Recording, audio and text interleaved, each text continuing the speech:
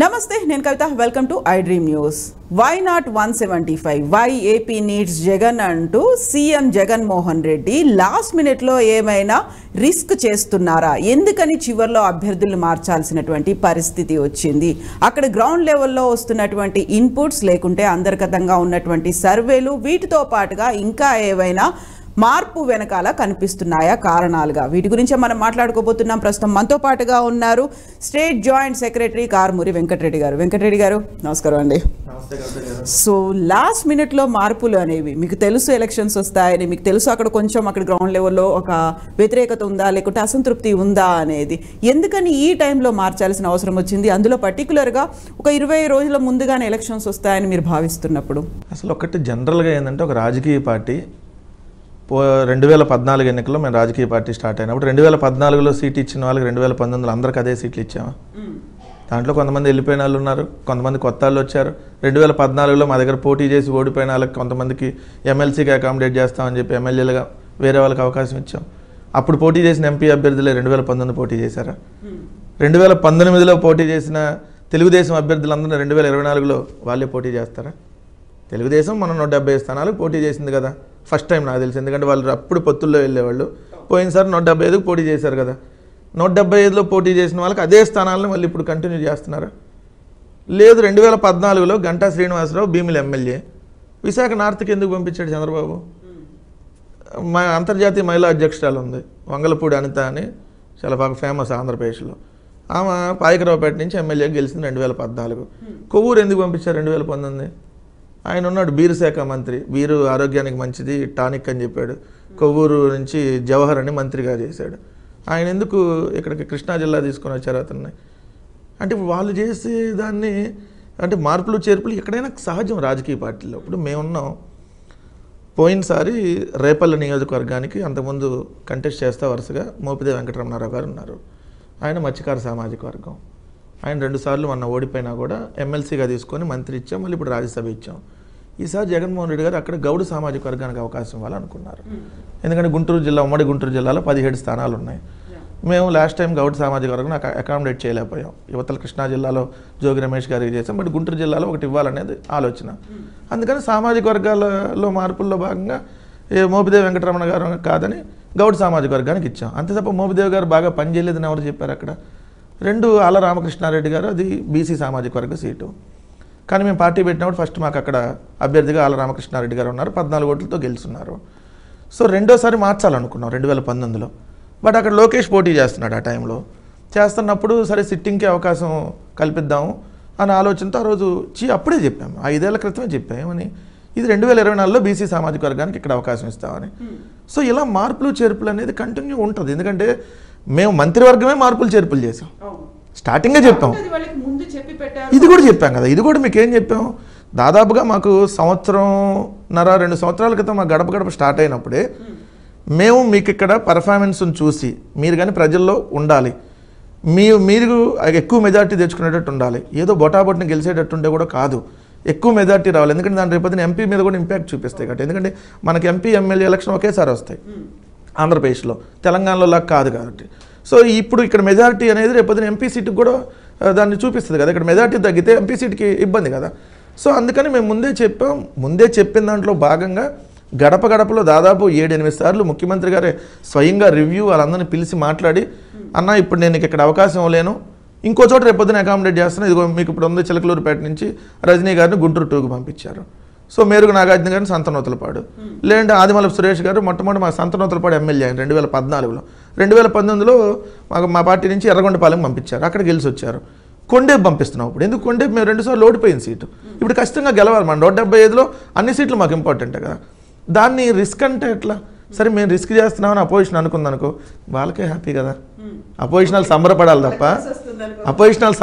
తప్ప ఇప్పుడు మా ప్రత్యర్థులు మేము పన్నేటటువంటి వ్యూహాలను, మేము తీసుకునేటటువంటి నిర్ణయాలను, లేదంటే మేము అనుసరిస్తున్నటువంటి విధానాలను వ్యతిరేకిస్తున్నారు అని అంటే మా పార్టీ విధానాలను అంటే మేము బలంగా ఉన్నట్టు వాళ్ళకి ఇబ్బంది అవుతున్నట్టే కదా దానికి అర్థం. ఇది ప్రభుత్వం తీసుకునే నిర్ణయాలు కాదు కదా. ప్రభుత్వం తీసుకునే నిర్ణయాలు ప్రతిపక్షాలు క్వశ్చన్ చేసిందంటే దానికి ఒక అర్థం. మా పార్టీలో ఎవరికి సీట్ ఇవ్వాలి, మేము ఇక్కడ ఎవరికో మారిస్తే తెలుగుదేశానికి ఎందుకు క్వశ్చన్ చేస్తుంది, జనసేనలు ఎందుకు క్వశ్చన్ చేస్తున్నారు? బట్ ఇక్కడ వైఎస్ఆర్సీపీ నుంచి అలాంటి క్వశ్చన్స్ ఏం రావట్లేదా? ఎవరో ఒకటి ఇద్దరి దగ్గర ఉంటాయి మేడం, ఎందుకు ఇప్పుడు ఒక ఇంట్లో అన్నదమ్ములు అన్నాకే ఈరోజు బాగుండొచ్చు, రేపొద్దున గొడవచ్చు, ఎల్లుండి మళ్ళీ కలవచ్చు, లేదా శాశ్వతంగా కూడా విడిపోవచ్చు. తల్లిదండ్రులు కూర్చోబెట్టి సర్దితే కొన్ని సెటిల్ అవుతాయి, కొన్ని అవన విషయాలు కూడా ఉంటాయి. అలా అన్నప్పుడు ఇది ఒక పార్టీ, ఇది కోట్లాది మంది కార్యకర్తలు ఉన్నటువంటి పార్టీ, 151 సీట్లతో అధికారంలోకి వచ్చిన పార్టీ. నేను మళ్ళీ ఇక్కడ మేము అధికారంలోకి వస్తాం కాబట్టి అక్కడ మనకి ఎమ్మెల్యే సీట్ ఇస్తే మళ్ళీ ఎమ్మెల్యేగా మళ్ళీ రావచ్చని ఆశావాహులు ఎక్కువ మంది ఆలోచించేటటువంటి దాంట్లో మాకు 175 సీట్లలో దాదాపు 1000 మంది అభ్యర్థులు ఉన్నారు. ఈరోజు వేల కాంపిటీషన్, ఒక్కొక్క నియోజకవర్గాల్లో 3, 4, 10 మంది కూడా కాంపిటీషన్ ఉన్నారు. అలాంటప్పుడు అందరిని అకామిడేట్ చేయలేం కదా.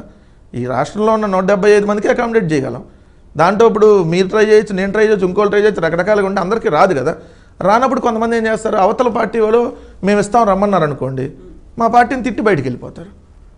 లేదు అక్కడ కూడా అవకాశం లేదనుకోండి, కొంతమంది ఉండొచ్చు, లేదు కొంతమంది లేదు పార్టీని నమ్ముకొని ఉంటే లైఫ్ ఉంటుంది, మళ్ళీ ఎమ్మెల్సీ కానీ అవకాశం రావచ్చు. ఎగ్జాంపుల్ మోపిదేవి వెంకటరమణారావు గారు మంత్రి ఇచ్చారు ఎమ్మెల్సీ తీసుకొని, పిల్లి సుభాష్ చంద్రబోస్ గారు ఓడిపోయినా కూడా ఎమ్మెల్సీ ఇచ్చి మంత్రి ఇచ్చారు, మళ్ళీ రాజ్యసభకు కూడా పంపించారు. అనేక మంది ఓడిపోయిన వాళ్ళకు కూడా ఎంపీగా ఓడిపోయినటువంటి దువ్వాడ శ్రీనివాసరావు గారికి ఎమ్మెల్సీ ఇచ్చారు. భరత్ గారికి అయితే ఆల్రెడీ ఎమ్మెల్సీ ఇచ్చి రేపొద్దున గెలిస్తే మంత్రి కూడా కుప్పం నియోజకవర్గం నుంచి ఏదైతే ఎమ్మెల్సీగా మా భరత్ గారిని. ఇలా జగన్మోహన్ రెడ్డి గారు ఖచ్చితంగా చెప్పినటువంటిది నెరవేరుస్తారు ప్రామిస్. సో మనం ఉంటే మనకు లైఫ్ ఉంటుంది అనుకున్న వాళ్ళు ఉంటారు. లేదు నాకు అక్కడ ఎమ్మెల్యే సీటే కావాలి, ఈ పార్టీ కాదు ఇంకో పార్టీలో అయినా పోటీ చేస్తా, ఏదో తెలుగుదేశం కాబట్టి జనసేనకు పోతా, లేకపోతే కాంగ్రెస్ పార్టీలో 170 సీట్లు ఖాళీగా ఉన్నాయి కాబట్టి ఆడకపోతా, బీజేపీలో కాంపిటీషన్ లేదు కాబట్టి అక్కడికి పోతా అనుకునే వాళ్ళు పోవచ్చు, దాంట్లో ఏముంది. ఇప్పుడు పోయేవాడిని మనం వద్దని చెప్పగలం తప్ప పట్టుకొని లాక్కి వద్దు వద్దు అనేది మనం అనలేం కదా. ఇప్పుడు మనం వెళ్ళే వాళ్ళకి చెబుతాం, 23 మంది పోయారు బాబు మా దగ్గర నుంచి, పోతే వాళ్ళ పరిస్థితి ఏమైంది, ఒక్కడే గెలిచాడు, 22 మంది ఏడున్నారు అడ్రస్ లేరు, మీ గతి కూడా అంతే తెలుగుదేశంలోకి పోతే, లేదు ఇంకో పార్టీలోకి పోతే అని చెబుతాం. లేదు పోతా అన్నారు అనుకోండి, వెళ్ళండి అని చెబుతాం. ఎందుకంటే ఏం చెబుతాం. ఒక మాట అన్నారు మీరు, సామాజిక సమీకరణాలు అనేది, అక్కడ సామాజికంగా ప్రభావం అనేది విపరీతంగా ఉంటుంది. అప్పుడు సోషల్ ఇంజనీరింగ్ని మీరు ముందుగా అంచనా వేసి మారుస్తున్నారు అనుకున్నప్పుడు అక్కడ యాక్సెప్టెన్సీ అనేది ఎలా ఉంటుంది? ఇప్పుడు సడన్గా అక్కడ ఎక్స్పెక్ట్ చేస్తున్న వాళ్ళు ఆస్పిరెంట్స్ ఇంకెవరో ఉంటారు, పోటీ పడుతున్నారని మీరు అన్నారు. అలాంటప్పుడు సరికొత్తగా ఇంకొక అభ్యర్థి వచ్చారు, లేకుంటే ఇంకొక చోటు ఉన్నటువంటి సిట్టింగ్ ఎమ్మెల్యే మా దగ్గర నుంచి పోటీ పడుతున్నాడు అనుకున్నప్పుడు అక్కడ కోఆపరేషన్ అనేది, కోఆర్డినేషన్ అనేది ఉండాలి కదా. దాన్ని ఇలాంటి ప్రాబ్లం రాకుండా ఉండాలంటే ఏం చేస్తున్నారు అక్కడ? దాదాపుగా 2-3 నెలల నుంచి వాళ్ళకి ఇన్స్ట్రక్షన్స్ ఇచ్చేసాం. ఎస్ మీది పర్ఫార్మెన్స్ ఇక్కడ మీరైతే కొంత యాక్సెప్టెన్సీ లేదు, మిమ్మల్ని ఇక్కడ ఈసారి ఆపుదాం అనుకుంటున్నాము, ఈసారి వేరే వాళ్ళకి అవకాశం ఇద్దాం అనుకుంటున్నాం, కొంతమంది బాగున్న దగ్గర కూడా సామాజిక వర్గాల ఈక్వేషన్లో మార్చాలనుకుంటున్నాం అని చెప్పాం. వాళ్ళని వేరే నియోజకవర్గానికి పంపుతున్నాం. ఇప్పుడు ఉషా శ్రీచరణ్ గారు ఉన్నారు, ఆల్మోస్ట్ ఆయన కళ్యాణ్ దుర్గం నుంచి పెనుగొండకి, కళ్యాణ్ దుర్గంలో వాల్మీకి సామాజిక వర్గానికి ఈసారి అవకాశం ఇద్దాం అనుకున్నాం, మీరు ఇక్కడికి పెనుగొండకు మారాలని చెప్తున్నాం. సో అట్లా కొంత ముందే అక్కడ ఉన్న నాయకులకు కూడా ముందే చెప్పేస్తా ఉన్నాం. ఇక్కడ ఒకటి ఏంటంటే కొంత మీరు అన్నట్టుగా ఒక 4 రోజులు 10 రోజుల్లో సెట్ అవ్వడానికి టైం పట్టవచ్చు. బట్ ఇంక ఎలక్షన్ ఇంకా 3-4 నెలలు టైం ఉంది కదా, ఏప్రిల్లో ఎలక్షన్. సో మేమేదో నామినేషన్లు వేసే ముందు రోజు మార్చట్లా, నామినేషన్ వేసే రోజు అప్పుడు మార్చి గవక్కన తీసుకొని వచ్చి, మీకు అంతకుముందు ఎట్లా ఉండేది కాంగ్రెస్ పార్టీలో, ఆయన ఏ రాష్ట్రమో తెలియదు, ఏడొచ్చి ఎంపీకి పోటీ చేస్తారు. ఇప్పుడు కూడా సోనియా గాంధీని తెలంగాణలో పోటీ చేపిస్తా అంటున్నాడు, మొన్న ఎవడో ఇక్కడ తెలంగాణలో ఉన్న కాంగ్రెస్ పార్టీ వాళ్ళు, ఆమె ఏ రాష్ట్రం, మోదీ కూడా పోటీ చేస్తారంటున్నారు. అదే నేను అంటున్నది. బట్ మేము అక్కడ కాదు కదా, మా రాష్ట్రంలో ఉన్నటువంటి మా పార్టీలో ఉన్నటువంటి వ్యక్తులకే మేము అవకాశం ఇస్తున్నాం. సో అది మీరు అన్నట్టుగా ఆ జిల్లాలో పక్క నియోజకవర్గం వల్ల అయ్యి ఉండొచ్చు. బట్ బాగా తెలిసిన, ఇప్పుడు నోటెడ్ అనుకుడు సుచరిత గారు ఎమ్మెల్యేగా గెలుచున్నారు, హోంమంత్రిగా చేశారు, సో ఆమె స్టేట్ అంతా తెలుసు.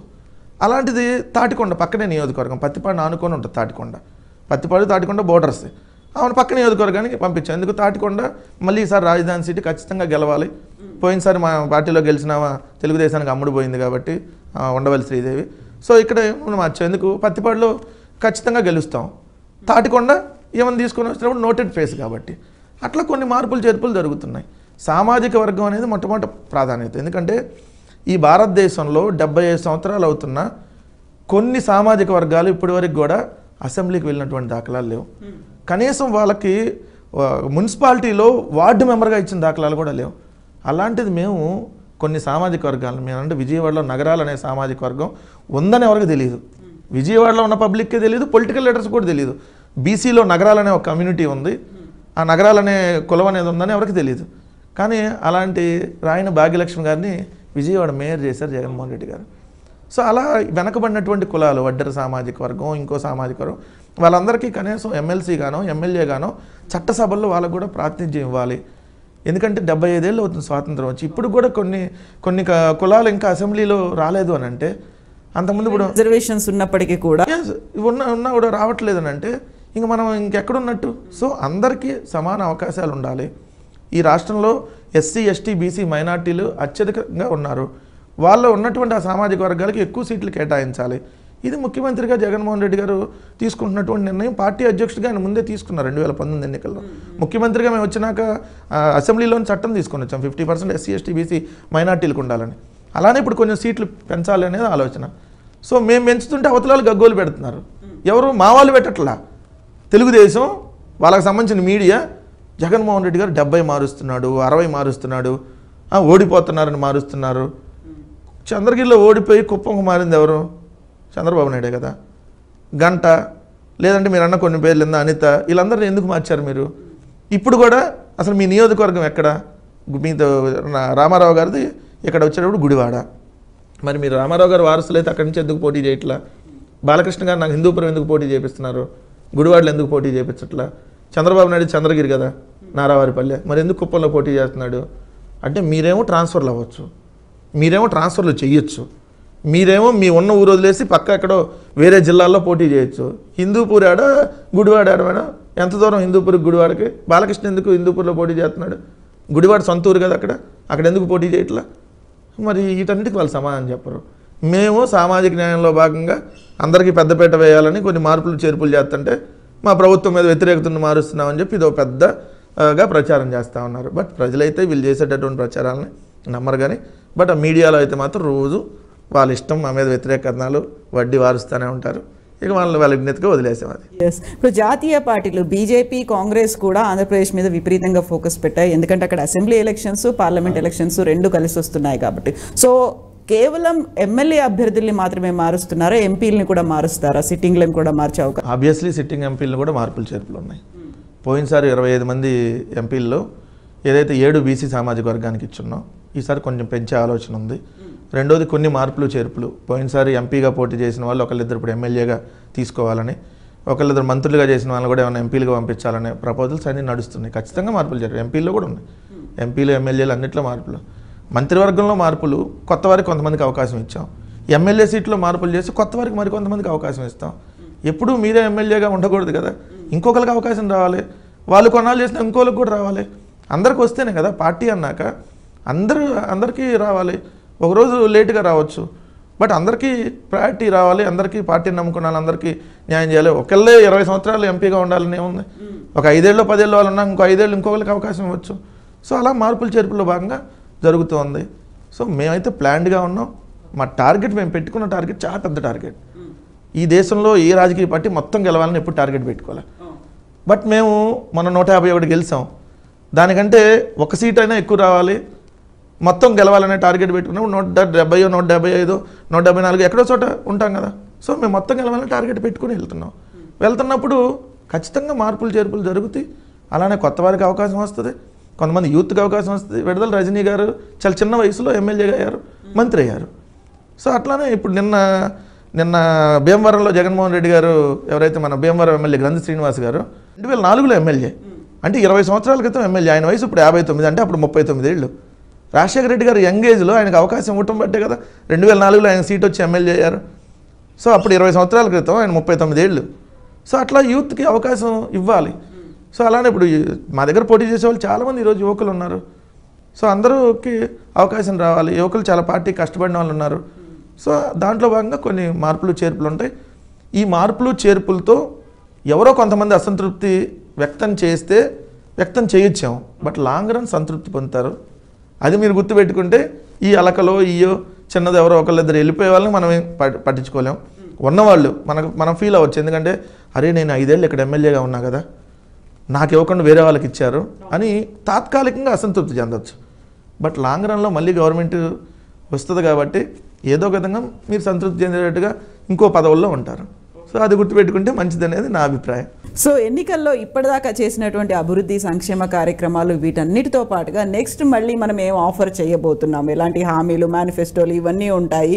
అండ్ లేటెస్ట్గా తెలంగాణకి సంబంధించి మహిళలకి ఉచిత బస్ సర్వీస్ అన్న తర్వాత అదే పథకాన్ని చంద్రబాబు నాయుడు కూడా అనౌన్స్ చేయబోతున్నారు, మేనిఫెస్టోలో పెడుతున్నారు అనేది.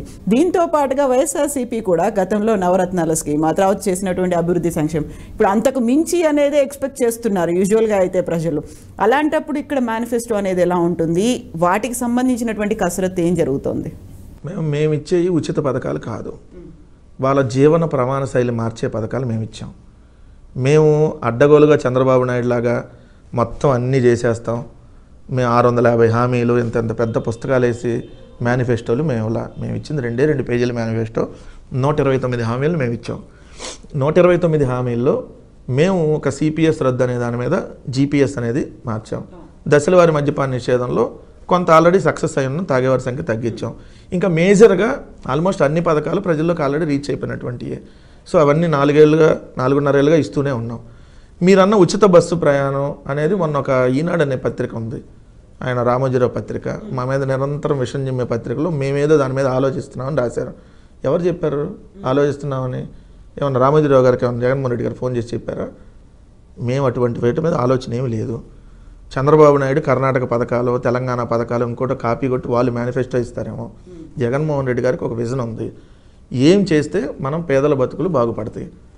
సో పేదలు వాళ్ళ కాళ్ళ మీద వాళ్ళు నిలబడాలంటే చేయూత, ఆసరా ఇలాంటి పథకాల ద్వారా చిరు వ్యాపారులను ఆదుకోవటం, వాళ్ళకి ఏదైతే డబ్బులు అందించి వాళ్ళకి ఉపాధి కల్పించి వాళ్ళకి చిన్న చిన్న షాపులు పెట్టించుకోవటం, ఇలాంటి వాటి మీద దృష్టి సారిస్తారు. సో దానిలో భాగంగానే మేము ఆల్రెడీ ఆ పథకాలన్నీ చేసాం. కాదు మీరు అన్నట్టుగా కొన్ని పథకాలు ఉంటాయి, అవి కొన్ని పెంచాల్సినటువంటి అవసరం ఉంటుంది. జనరల్ ఎగ్జాంపుల్ పెన్షన్లు. ఎందుకంటే పెన్షన్లు మేము అధికారంలోకి రాకముందు 39 లక్షల మందికి ఇక్కడ పెన్షన్లు ఇచ్చారు ఆంధ్రప్రదేశ్లో. అది కూడా 1000 రూపాయలు ఇచ్చేవాళ్ళు. జగన్మోహన్ రెడ్డి గారు పాదయాత్ర స్టార్ట్ చేసేటప్పుడు నేను 2000 రూపాయలు చేస్తానని చెప్పినప్పుడే జగన్మోహన్ రెడ్డి గారు మాట చెప్పారు, నేను 2000 చేస్తానంటున్నాడు కాబట్టి చంద్రబాబు నాయుడు అనేవాడు పెద్ద మోసగాడు, ఎన్నికలకు 2 నెలల ముందు 2000 చేసిన ఆశ్చర్యం లేదు, అప్పుడు నేను 3000కు పెంచుకుంటా పోతా అని చెప్పారు. దానిలో భాగంగా మేము అర్హత వయసు కూడా 65 ఏళ్ళు ఉండేది, పెన్షన్ తీసుకోవాలంటే 65 సంవత్సరాలు దాటితేనే పెన్షన్ వచ్చేది. దాన్ని 60 ఏళ్ళకి తగ్గించాం. 60 ఏళ్ళకి తగ్గించాం. ఇప్పుడు 65 లక్షల మందికి పెన్షన్ అందుతుంది. ఇప్పుడు 3000 అవుతుంది, రేపు జనవరి 1వ తారీఖు నుంచి అది 3000. సో అది ఆటోమేటిక్గా సంవత్సరానికి 250 ఎంతోమంది పెంచాలి. సో అలా 1-2 ఉంటాయి ఖచ్చితంగా రేపు మేనిఫెస్టోలో. ఇప్పుడు 3000 పెన్షన్ని నెక్స్ట్ ఇయర్ నుంచి 3250 ఎంతో పెంచుకుంటా వెళ్ళేటటువంటి కార్యక్రమం అలాంటి ఖచ్చితంగా ముఖ్యమంత్రి గారు అదేంటంటే జనాలకి అదే ఏదైతే పెన్షన్ అందుకుంటున్న వాళ్ళకి ఆ ఇయర్ని బట్టి కూడా కొంత పెంచుకుంటా వెళ్ళాలి కాబట్టి సో వాళ్ళకి ఇప్పుడు ఉన్న 250 రూపాయలు రేపొద్దునకి అది దాని వాల్యూ చూసుకుంటే కొంత దాన్ని కొంత పెంచుకునేది ఉంటుంది. కొంత రైతాంగానికి సంబంధించి వీటన్నిటి మీద 1-2 పెద్దగా మేమేదో ఉచితాలు ఇచ్చేస్తాం ఇది ఇస్తాం అంటే ఇప్పుడున్న పథకాలన్నింటినీ కంటిన్యూ చేస్తూ 1-2 దాన్ని కొన్ని ఎక్స్టెండ్ చేసుకునేటటువంటి అవకాశం ఉందనేది మాకు ఉన్నటువంటి source. So wait and see. ఎందుకంటే మేమైతే క్లియర్గా చెప్తున్నాం, వైఎస్ఆర్ కాంగ్రెస్ పార్టీ పక్క రాష్ట్రాల్లో ఇచ్చినటువంటి మేనిఫెస్టోలను పక్క పార్టీలు ఇచ్చిన మేనిఫెస్టోలను కాపీ కొట్టేటటువంటి పార్టీ కాదు.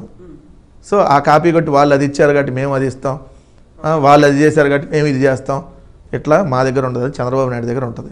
అయితే ఇప్పుడు పక్క రాష్ట్రాల గురించి మాట్లాడుకున్నాడు, పక్క రాష్ట్రాల మేనిఫెస్టోలో లేకుండా వాళ్ళ పథకాలని కాపీ కొట్టడం అనుకున్నప్పుడు పక్క రాష్ట్రాల ఎన్నికల ప్రభావం అనేది అక్కడ వచ్చినటువంటి ఫలితాల ప్రభావం అనేది ఎన్నికలు జరుగుతున్న రాష్ట్రాల మీద కూడా ఉంటుంది అనేది ఒక అనాలిసిస్ కదా. ఇప్పుడు తెలంగాణ కర్ణాటక చూసిన తర్వాత ఆంధ్రప్రదేశ్లో ఎలాంటి పరిస్థితి ఉంది, ఎఫెక్ట్ ఉంటుంది అనుకుంటున్నారా? మీరన్న దాంట్లోనే నేను ఎగ్జాంపుల్ చెబుతా. అట్లా అనుకున్నప్పుడు కాంగ్రెస్ పార్టీ కర్ణాటకలో అధికారంలోకి వచ్చింది, తెలంగాణలో కూడా వచ్చేసింది కదా అంటారు. మరి నార్త్ ఇండియాలో ఎందుకు వాళ్ళ అధికారాన్ని ఉన్న రాష్ట్రంలోనే కోల్పోయారు? అక్కడ ఉన్న సిచ్యువేషన్స్ వేరు.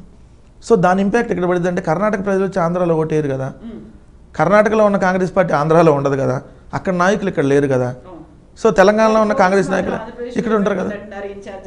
సో ఒకటి ఎవరైనా ఎన్నికలు వచ్చేటప్పుడు కామన్గా పెడతారు. కాంగ్రెస్ పార్టీ 2014-18 ఎట్లా ఉందో 24లో కూడా ఏపీలో అంతే ఉంటుంది. దాని గురించి అసలు పెద్దగా ఆలోచించాల్సిన పని లేదు. మాకు ఈరోజు ప్రత్యర్థులుగా అన్ని పార్టీల గుంపు ఉంది, ఒక పార్టీ కాదు, అన్ని పార్టీలు కలిసిన కలగోల గంప ఉంది. సో మేము ఒకళ్ళగానే ఉన్నాం. సో వాళ్ళు ఏమి ఇస్తారా, పక్క రాష్ట్రంలో తెలంగాణలో వచ్చిందంటే తెలంగాణ ఇచ్చింది కాంగ్రెస్, తెచ్చింది టీఆర్ఎస్ కాబట్టి తెచ్చిన వాళ్ళకి అవకాశం ఇచ్చారు, ఇప్పుడు ఇచ్చిన వాళ్ళకి అవకాశం ఇచ్చారు. సో అక్కడ ఉన్నటువంటి పరిస్థితులకు అనుకూలంగా లీడర్షిప్ ఇంకోటి దాన్ని బట్టి ఆల్రెడీ అంతకుముందు కూడా ఎమ్మెల్యే సీట్లు ఎంపీ సీట్లు ఉన్నారు, వాళ్ళు లీడర్షిప్ ఉంది. బట్ ఏపీలో ఒక లీడర్ పేరు చెప్పండి కాంగ్రెస్ పార్టీలో, ఎవరో ఇప్పుడు తీసుకొని వచ్చి దమ్ చేస్తే తప్ప లేదు కదా. సో ఏపీలో కాంగ్రెస్ ప్రభావం కానీ బీజేపీ ప్రభావం కానీ ఏమీ ఉండదు. మాకు ప్రత్యర్థులుగా వీళ్ళంతా ఒక గుంపుగా క్రియేట్ అయ్యి వాళ్ళు 4 సీట్లు వీళ్ళు ఒక 5 సీట్లు అట్లా పంచుకొని మా మెజారిటీని ఏమైనా తగ్గించగలుగుతారేమో, మా విజయాన్ని ఎక్కడ ఆపలేరు, ఇది మాత్రం క్లియర్. ఎస్ అండి, thank you so much and best wishes to you Venkatareddy గారు. థ్యాంక్ యూ అండి. దట్స్ ఆల్ విత్ వెంకటరెడ్డి గారు. This is Kavitha signing of.